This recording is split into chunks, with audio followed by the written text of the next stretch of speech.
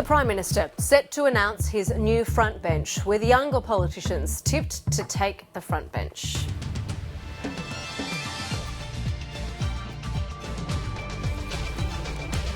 Also today, Kevin Andrews fronts the media, confirming he has been dumped from the defence portfolio. Refugees continue their journey through Europe amid a bitter row between nations over the handling of the crisis. And a swan song for AFL legend Adam Goodes, announcing his retirement after a stellar 17-year career.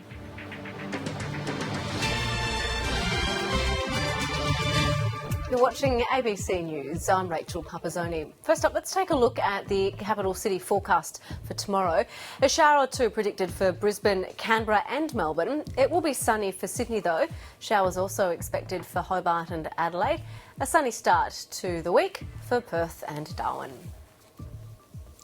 Liberal frontbencher Kevin Andrews has announced he has lost the defence portfolio as Prime Minister Malcolm Turnbull prepares to unveil his new ministry sometime this afternoon. Mr Turnbull is tipped to promote more women into positions of power. Scott Morrison is likely to replace Joe Hockey as Treasurer, while Tony Abbott loyalist Eric Abetz is also tipped to be dropped from Cabinet. Senator Michaelia Cash and Maurice Payne are candidates expected to make the step up from the outer ministry. The New Look ministry will be sworn in tomorrow morning, and of course we are still waiting for any confirmation from the Prime Minister Malcolm Turnbull to make those announcements about those changes. One that we are fairly confident with now is the defence portfolio. Kevin Andrews addressed the media a short time ago, saying that he's disappointed that he no longer holds that portfolio. In his media address, he said he listed a number of achievements that he made during the 9 months in the role. He said that he was disappointed Mr Turnbull had not accepted his offer to work with him. Let's listen to some of what he said. It's been a great honour to serve as Australia's Defence Minister. The safety and the security of the people of Australia must always be the first priority of a national government. During the past 9 months, there have been some very significant achievements in defence. The fragile trust between government and defence was restored. The government's flagship achievement in this time has been the commitment to a continuous build of surface warships in Australia. This enduring decision provides certainty for Navy, for the Australian Defence Force and for defence industry. In addition to that, I've initiated a competitive evaluation process for Australia's future submarine program, providing a clear acquisition strategy and pathway for Australian industry to maximise its involvement in this program, whilst at the same time not compromising capability, cost, program schedule or risk. I've brought forward the build of the future frigates by 3 years and the offshore patrol vessels by 2. I've remediated the air warfare destroyer program, investing an additional $1.2 billion and inserting key advisors to get this program back on track, delivering the first AWD earlier this year. And in addition to that, brought forward the Pacific Patrol Boat tender for 21 boats that will provide replacement patrol vessels for our Pacific neighbours and invest some $2 billion in the Australian defence industry. In this time, the government has also increased the pay offer, the wage offer for Australian Defence Force personnel to 2% per annum in recognition of the unique and very important work that they perform. The last defence budget restored funding to defence and put it on a strong trajectory to get defence spending back to 2% of GDP within a decade. And the Defence White Paper is finalised and ready for release. The first principles review of defence will transform the way that defence does business, and implementation is well underway. So these are just some of the achievements that have been made in the past 9 months, and I'm very proud of what has been achieved. Can I say that I'm disappointed that Mr Turnbull did not accept my offer to work with him? Frankly, my remaining in this job was not about me.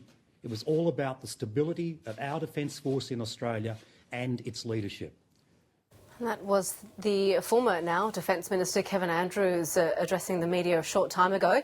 He says that he will stay on with the Liberal Party and expects to contest the next election. He currently represents the people in the seat of Menzies, and we are still waiting to hear from the Office of the Prime Minister as to when Malcolm Turnbull will announce his new cabinet. We've been told that it will happen sometime this afternoon, and of course we'll bring that to you as it happens. Both parties have declared success in their Canning by-election campaigns after Liberal candidate Andrew Hastie claimed victory in the federal seat. Fellow West Australian Liberals celebrated with the former SAS captain last night, with Deputy Leader Julie Bishop predicting a long political career for the new MP.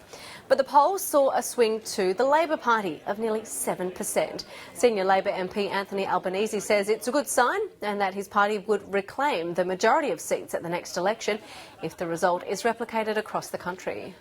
This campaign was always about the people of Canning and their concerns.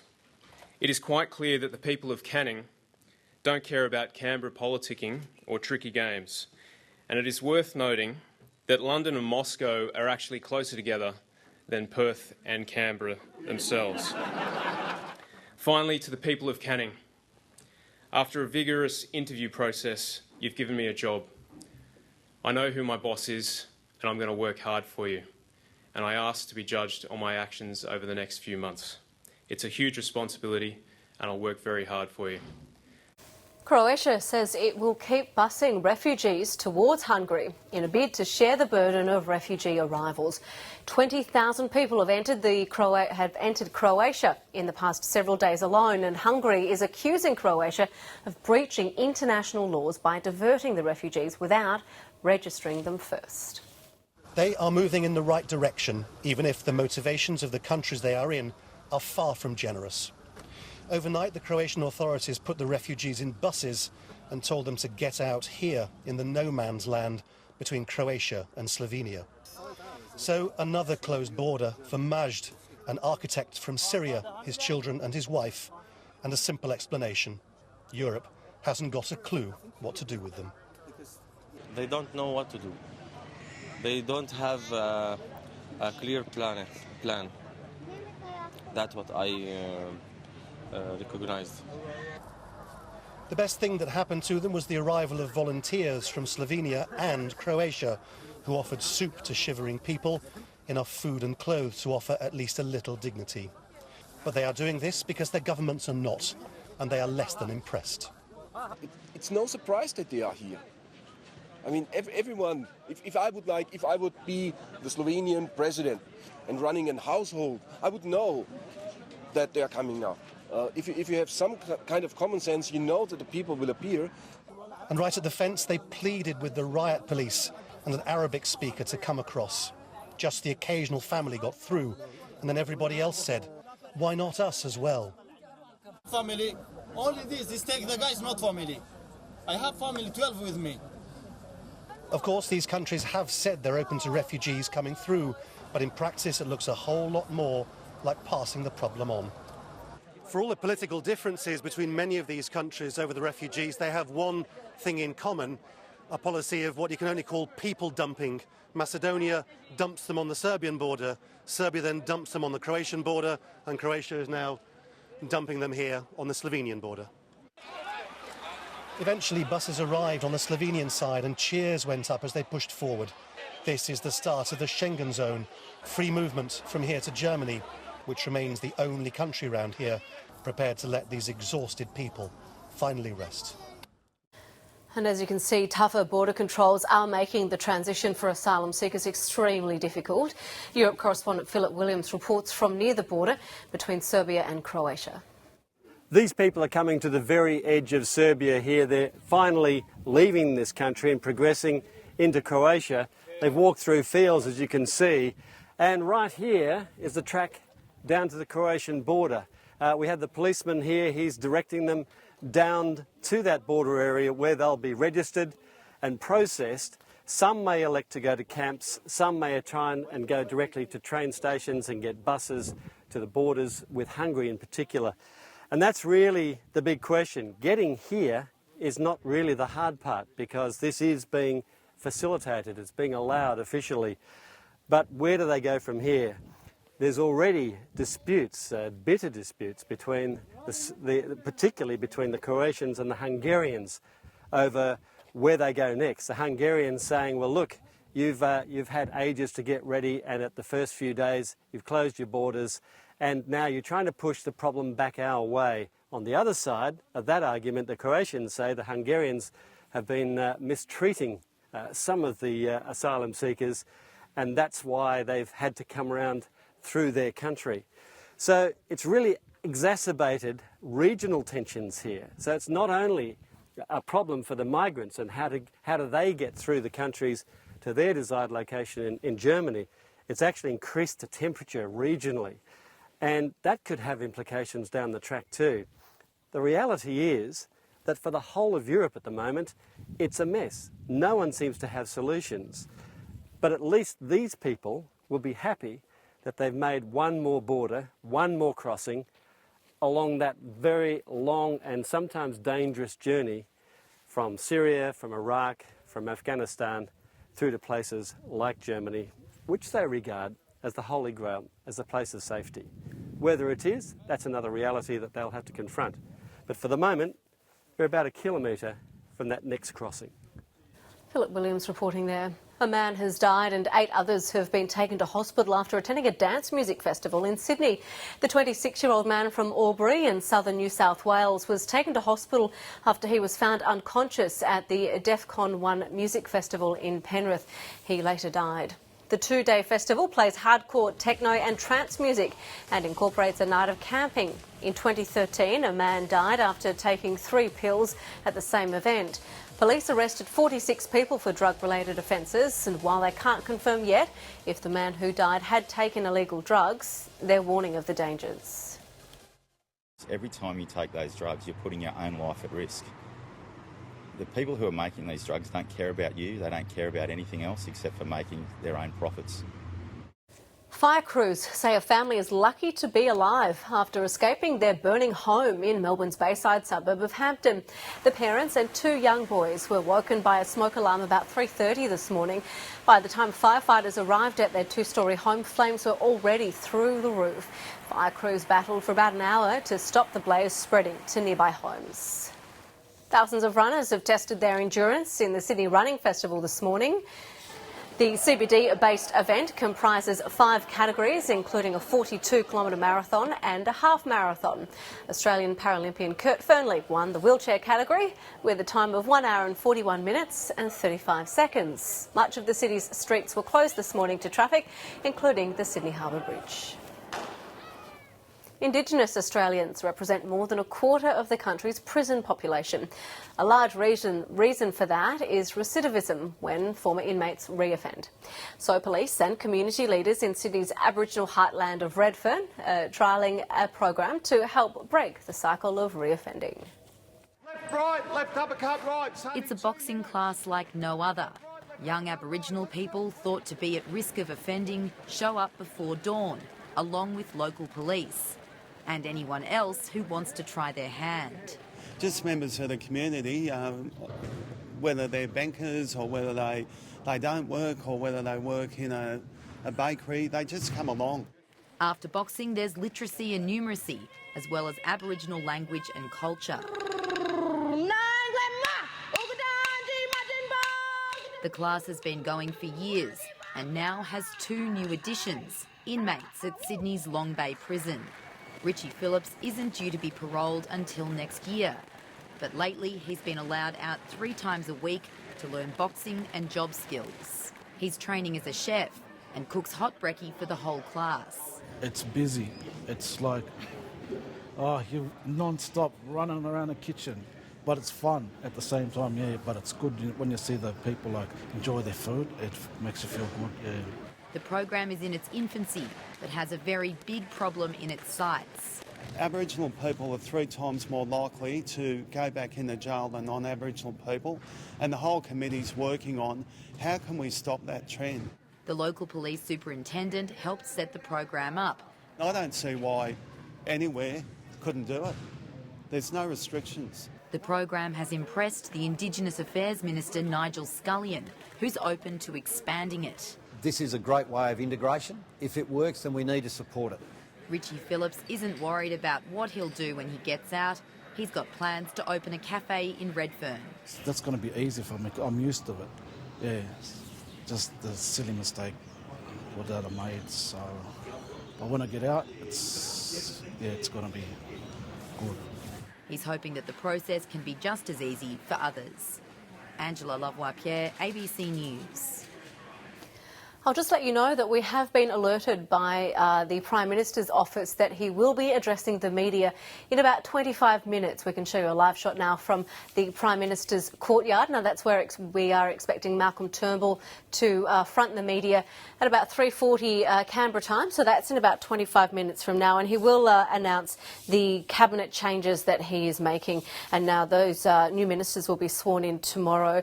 We've heard a little while ago from the outgoing Defence Minister Kevin Andrews a moment ago, speaking from Melbourne, addressing the media, talking about the achievements that he made in that role as Defence Minister, and also saying that he was disappointed that Mr Turnbull did not accept his offer to continue working with him. Earlier today, Bob Baldwin, also a Member of Parliament, tweeted at about 11 o'clock Eastern Time this morning that he was no longer a member of the Executive Board. He'd sat in a number of roles there. So we'll bring that to you live as it happens. We're expecting that, as I said, in about 25 minutes live from Canberra.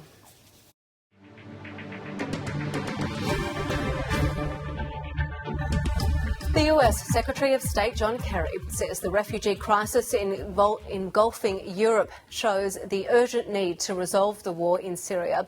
Following talks in London with the British Foreign Secretary, Mr Kerry said Russia and Iran should help bring Syria's President Bashar al-Assad to the negotiating table. This is the impact of another Syrian airstrike in an unrelenting war. Dozens were reported dead in the city of Aleppo this week when the regime dropped bombs on a rebel-held neighbourhood. No one is winning the war, but more and more people are dying and fleeing, a major cause of Europe's refugee crisis. 4 years on, Bashar al-Assad survives in power. Britain and the Americans say the Syrian president is a magnet for foreign fighters joining the extremists of IS. But backed by Russia, he's not been toppled as they'd hoped. In recent weeks, the Syrian regime's been bolstered by a military build-up by Russia. These pictures show Russian military trainers in action in the port of Tartus. Western alarm over all this is adding to a new sense of urgency over finding a diplomatic way out, recognising the role that Moscow might play in any solution.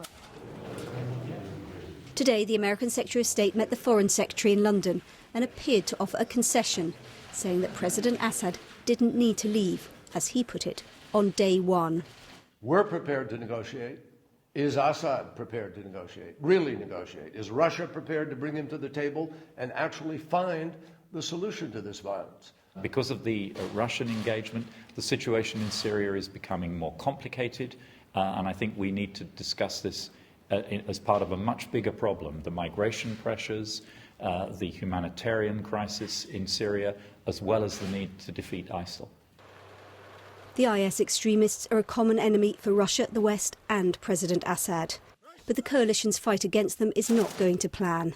Despite thousands of airstrikes, they still control big swathes of Syria and Iraq. The strategy for Syria from a Western sort of alliance coalition point of view isn't being as effective as they'd like it to be, and it's not really working to solve either the Syrian civil war problem or the ISIS problem. And so this new push for a political deal. But it's events on the ground in Syria, rather than the diplomats, likely to dictate the outcome. China has accused Japan of threatening regional peace after Tokyo passed controversial laws to expand the role of the country's armed forces. Physical scuffles have erupted on several occasions in the Japanese parliament as politicians clashed over the security laws. The military will now be able to fight in overseas conflicts for the first time since the Second World War. China has cautioned Japan to learn the profound lessons of history. Tensions have escalated between Beijing and Tokyo in recent months over a group of islands in the East China Sea that both countries lay claim to. Volkswagen has begun recalling almost 500,000 cars in the United States by the order of pollution regulators. The US Environmental Protection Agency says Volkswagen's inbuilt vehicle software was designed to ensure low exhaust emissions in official testing, but not when the car was driven under normal conditions. The EPA says the deception by Volkswagen gave the company a competitive advantage and was deliberately designed to get around American pollution control laws. Volkswagen could face fines of more than $50,000 per car, or more than $25 billion. Voting has begun in Greece's general election, with opinion polls indicating a tight race between the left-wing Syriza party and the conservative New Democracy. Whoever is elected to lead the country will have to oversee strict austerity measures. But journalist Manos Zavalius says voters are tired of political and economic instability.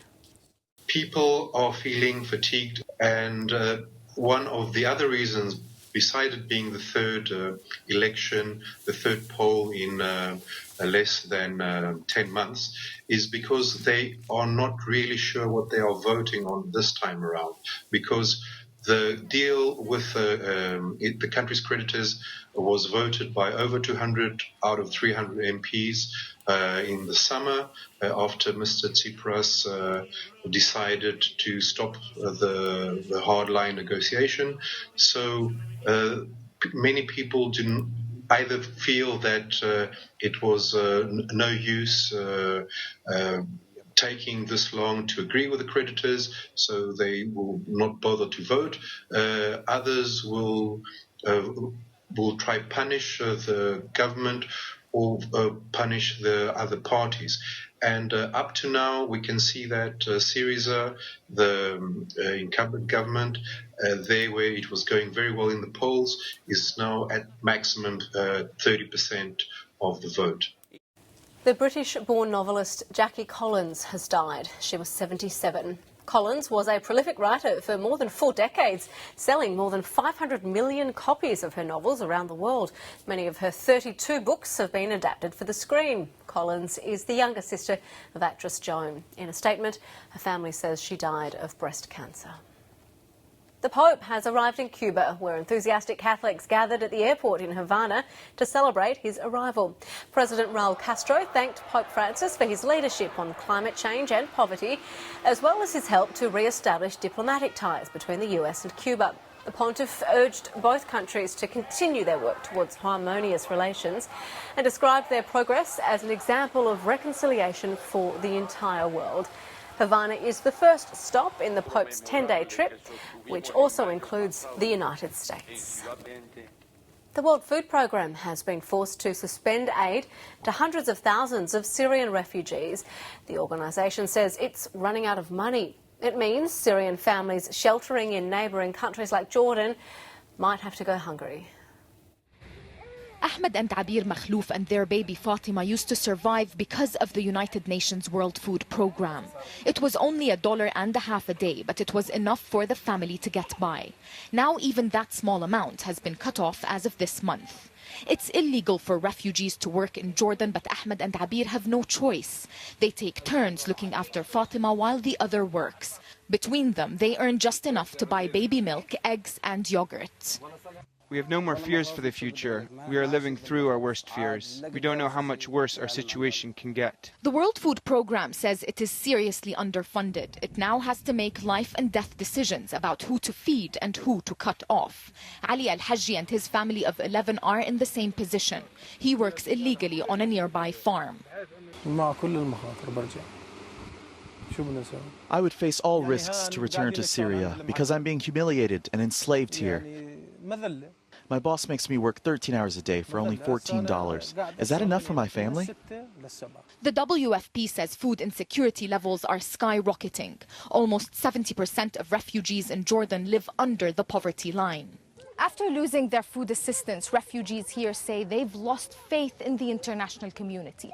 Those who work for humanitarian agencies say they are also frustrated because they are no longer able to maintain their services and are worried that desperation will push some refugees either to go back to Syria or to risk the treacherous journey to Europe. For many refugees, it is a fateful decision they must take in the coming weeks. People are now telling us that they have lost hope for a better future here in the region. Many people are considering returning to war in Syria, and those people who are in the worst situation have told us that they will risk their lives to reach Europe. Syrian refugees fled their country to escape war and because they had no food. In Jordan, the authorities struggled to cope, relying on the UN and NGOs where they could. But now those resources are also drying up, along with any hope.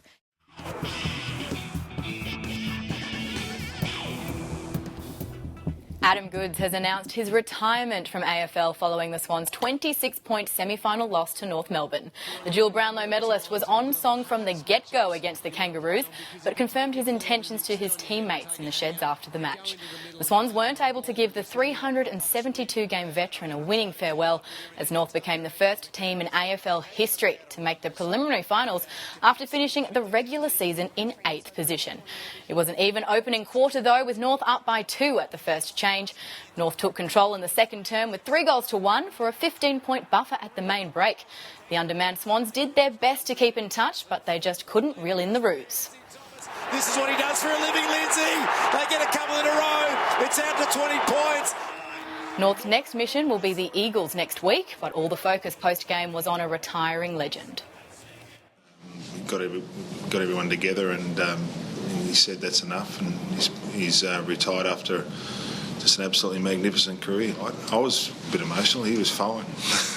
He handled it really well. So he's just, and everything he does, he handles himself so well. So he was, he'd take a deep breath now, and he needs it. So after a huge finals weekend, the 4 teams battling for a spot in the AFL Grand Final for 2015 will be Fremantle and Hawthorn on Friday night, and West Coast, who host North Melbourne next Saturday. North Queensland has destroyed Cronulla, putting on an NRL masterclass to progress to the preliminary finals, 39 points to 0. Michael Morgan wasn't feeling any ill effects from his ankle injury, helping the home team to a barnstorming start. He scored the opener before setting up O'Neill. Morgan, the opening try scorer, gets it away! Justin O'Neill streaks away for North Queensland! Scott Bolton barged over, and captain courageous Jonathan Thurston made it 19-0 at half-time. After the break, Morgan continued to toy with the Sharks. The Cowboys finished with 7 tries in their best performance of the year. First off to Ethan Lowe, that ices it. This has been a clinical performance from the Cowboys. It's the 4th time the Cowboys have made it to the preliminary finals in their club history. So the NRL champions for 2015 will be one of these 4 teams. The mighty Broncos take on the Roosters in Brisbane on Friday night, while the Cowboys will travel to Melbourne to take on the Storm for a spot in the grand final. Leighton Hewitt and Sam Groth have fallen just short of pulling off a remarkable victory in the Davis Cup tie against Great Britain in Glasgow. With the series tied up at 1-1, the Aussies were desperate to take the advantage and stole the first set off brothers Andy and Jamie Murray. The Murrays rallied, though, to take the next 2 sets, but in what could be Hewitt's final match as a Davis Cup player, the Aussies fought back in typical fashion to force a 5th and deciding set. But they fell just short.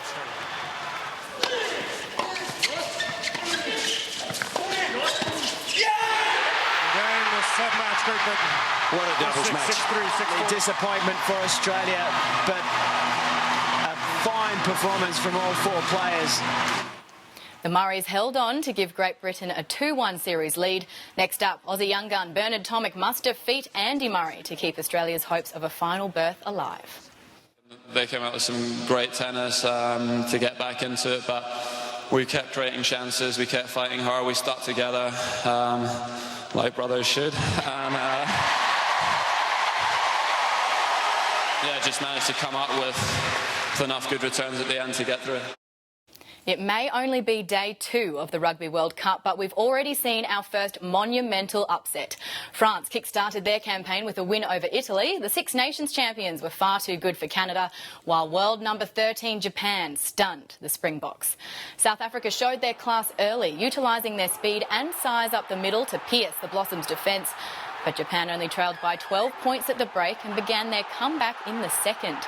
The scores were locked 29-all with 11 minutes on the clock before a penalty booted the box into the lead. But this amazing try, well after the 80th minute, gave Japan only their second ever Rugby World Cup victory and sent their loyal fans into hysterics. Japan surprise winners 34 points to 32.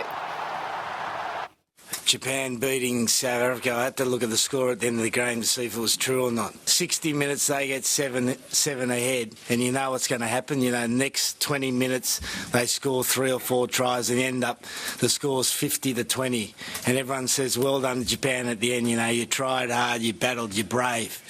Yeah, and today we were more than brave. And Jason Day has a 6-shot buffer heading into the final round at the US PGA Tour event in Illinois. Day continued to dominate in the third round, carding 2 under on day 3 to be 20 under par. Americans Scott Piercy and Daniel Berger are 6 shots back in second place. If Day can win the event, he will take over the world #1 ranking. I'll just take you back to Canberra to show you a shot of where we are expecting the Prime Minister Malcolm Turnbull to step out in about 10 minutes or so.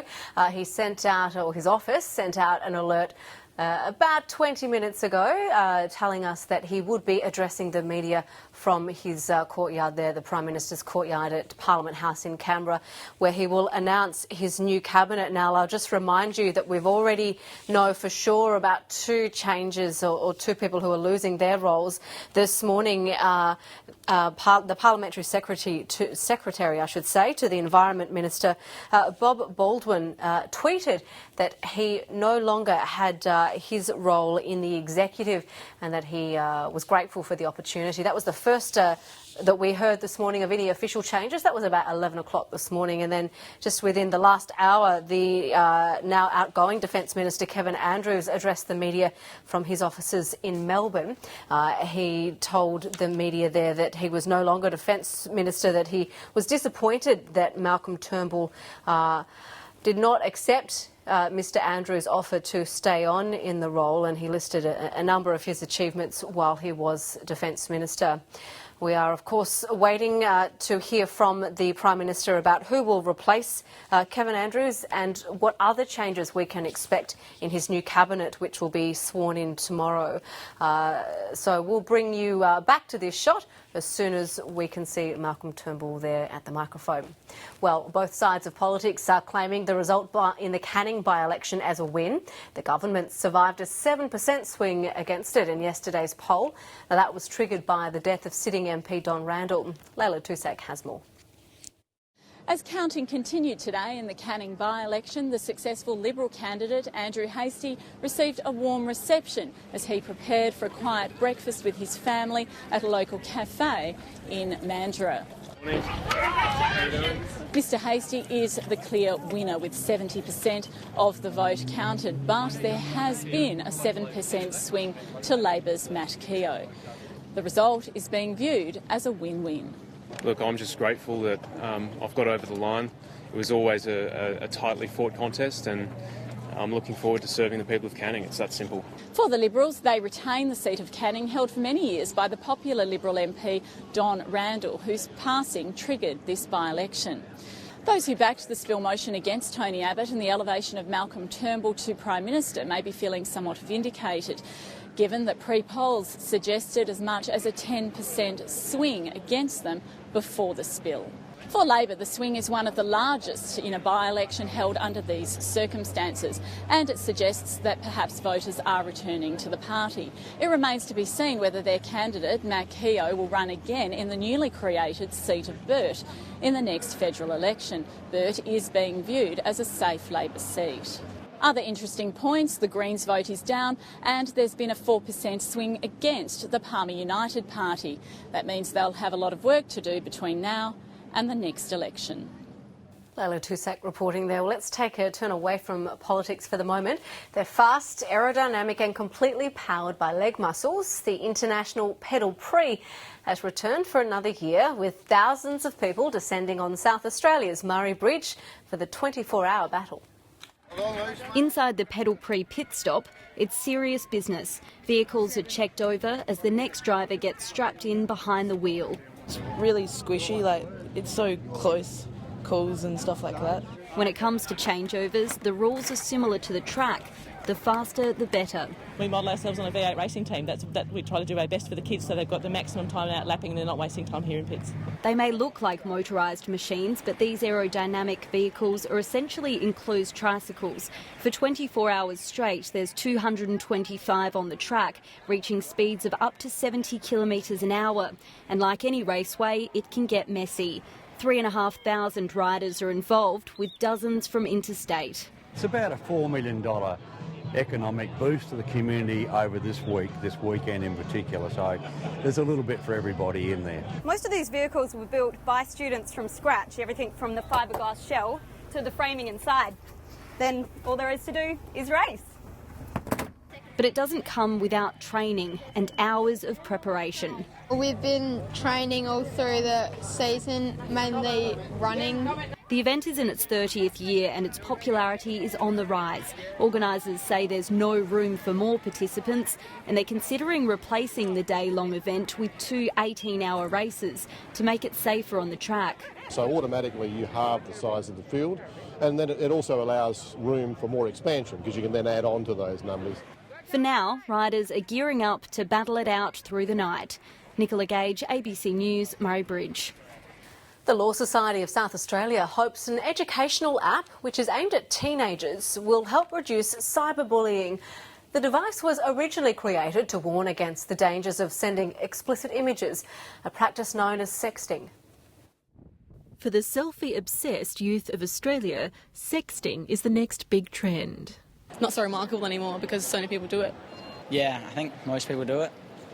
Yeah. Why do you think they do it? Oh, I don't know. Peer pressure.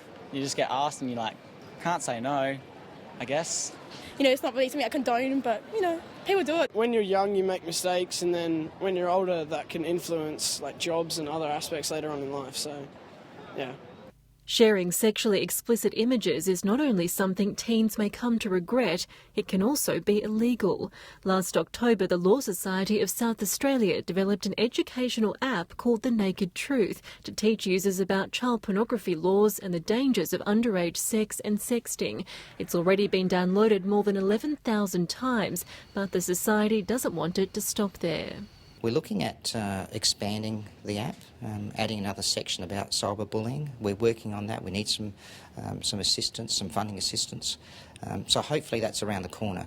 The Society's aspirational goal is for the app to become an educational tool in classrooms across Australia. If it was in school curriculums, not only would the message get across, but there'd be an understanding and an appreciation of the seriousness of the conduct. The South Australian Education Department says it's open to sharing the app with schools through its website. Cyberbullying laws are relatively underdeveloped, and the sexting phenomenon has also created a conundrum for lawmakers. Victoria has already moved to change legislation to exempt young people from child pornography charges and ensure they don't wrongly end up on the sex offenders register.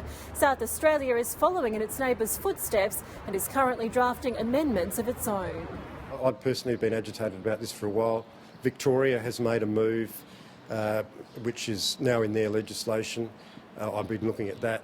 I'm very interested in improving the position as best we can. New child pornography laws are expected to be introduced into South Australian Parliament by the end of the year. Candice Marcus, ABC News, Adelaide.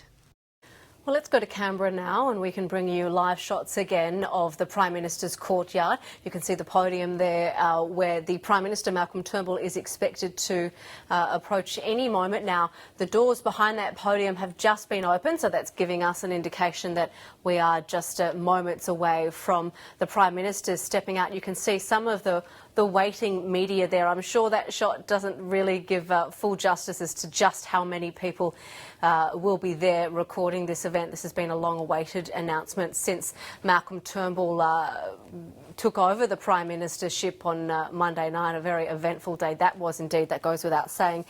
Now, as we wait for Mr Turnbull to walk out to make his announcement, I'll just recap some of the things that we already know from members of Parliament who've spoken publicly so far today.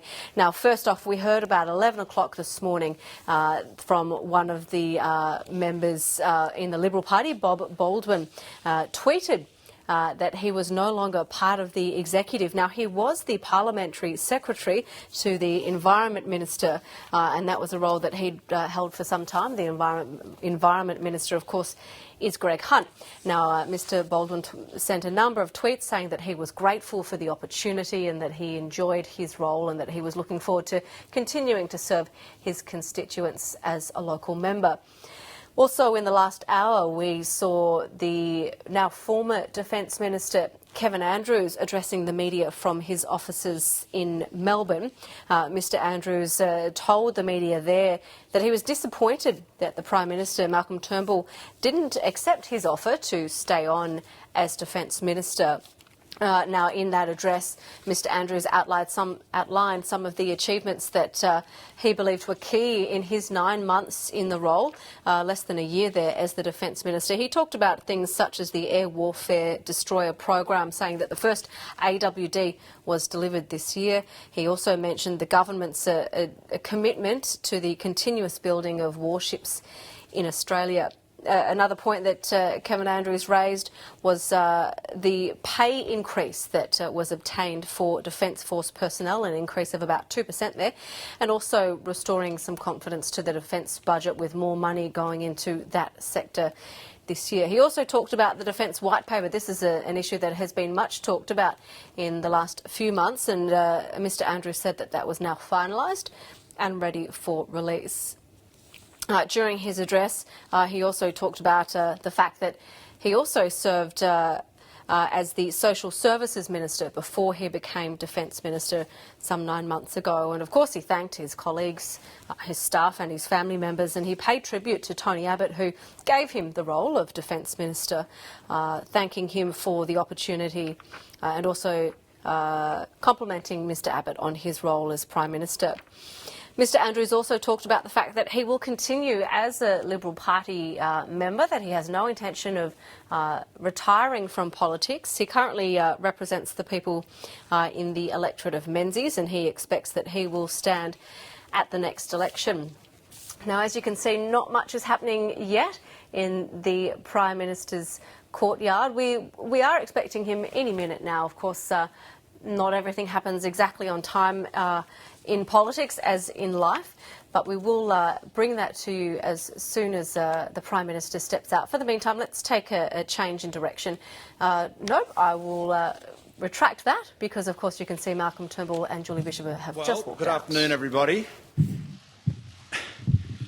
Today I'm announcing a 21st century government and a ministry for the future. The changes I'm announcing are very extensive, so let me describe them to you. The Honourable Scott Morrison will be appointed Treasurer. He's held the key economic portfolio of social services, as you know, and he's introduced significant reforms to ensure our generous social welfare safety net is more efficient, easy to understand and sustainable. He'll be a member of the ERC and of the National Security Committee of Cabinet.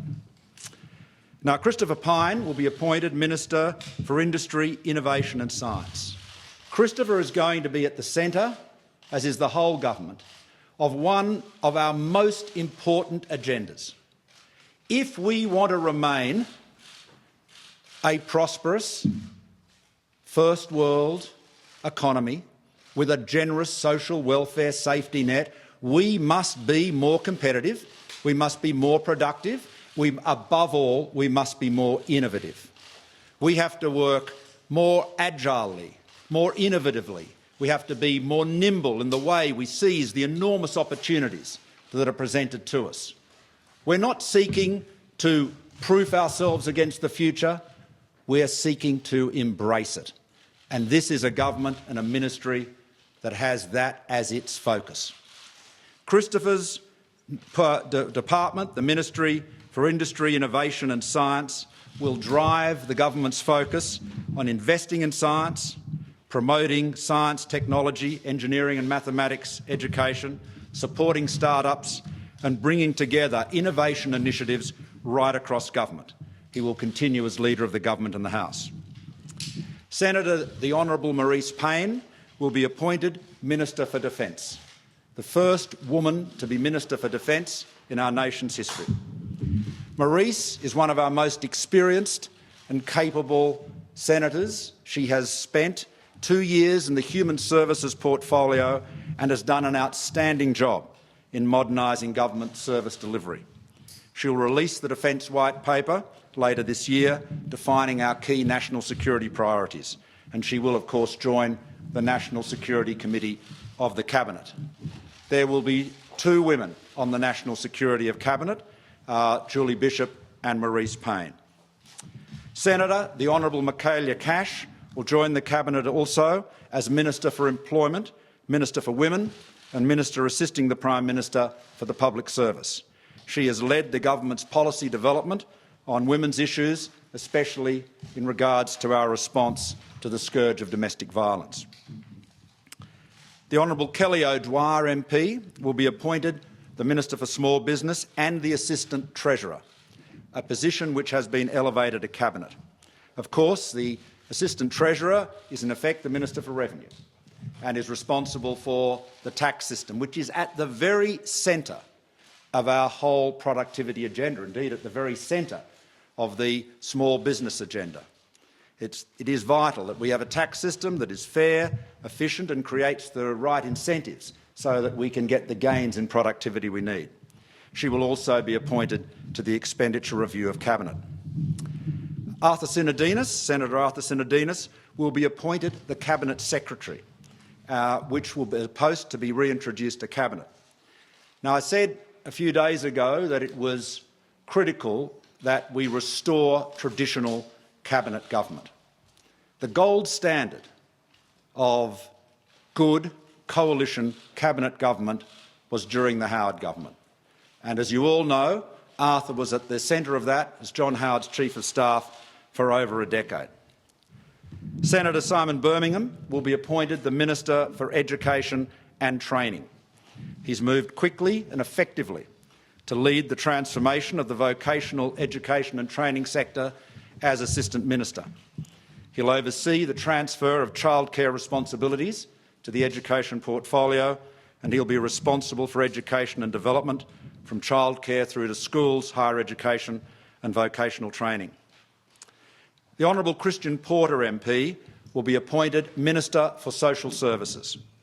He is a former Treasurer and Attorney-General for the state of Western Australia. He is a formidable lawyer with strong public finance experience. He's got a strong record of managing large budgets and making service delivery much more efficient. He will also be appointed to the Expenditure Review of Cabinet. Senator the Honourable Mitch Fifield will be appointed Minister for Communications and Minister for the Arts.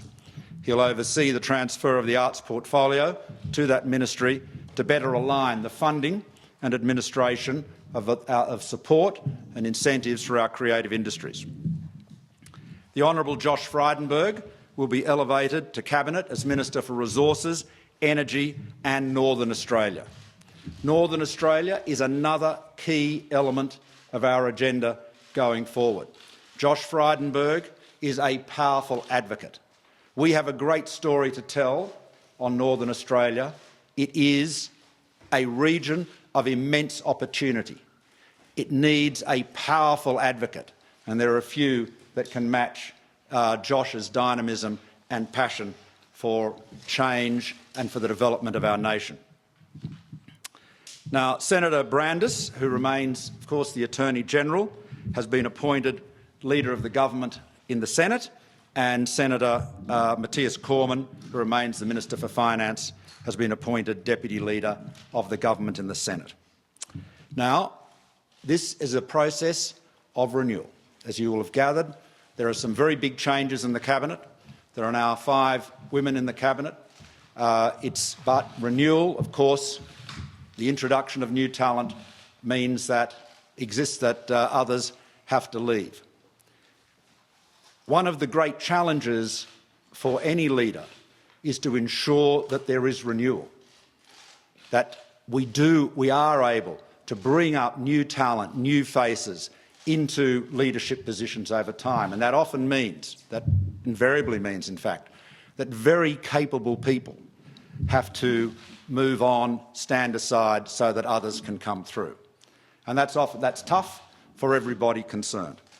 Now, earlier today, the Honourable Joe Hockey told me that he would not be seeking a place in the new ministry, and it was his intention to resign from the parliament in due course.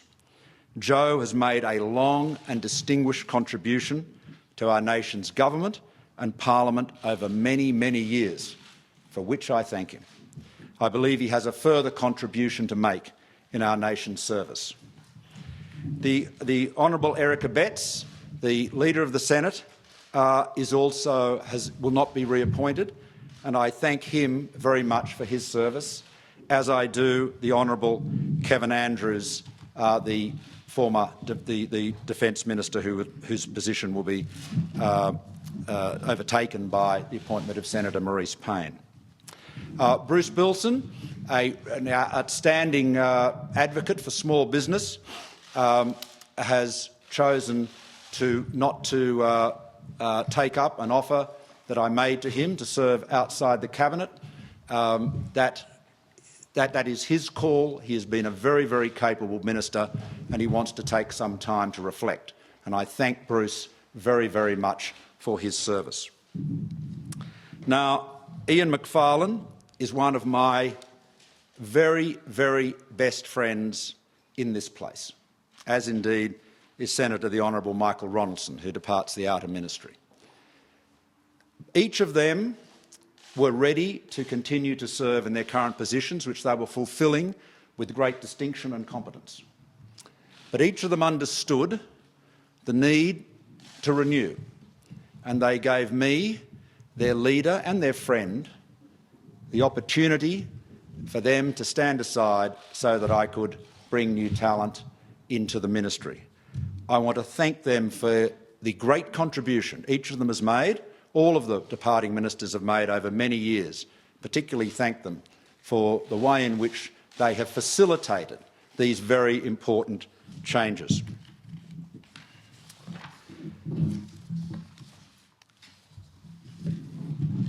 Now, just turning to changes elsewhere in the ministry. Livable, vibrant cities are absolutely critical to our prosperity.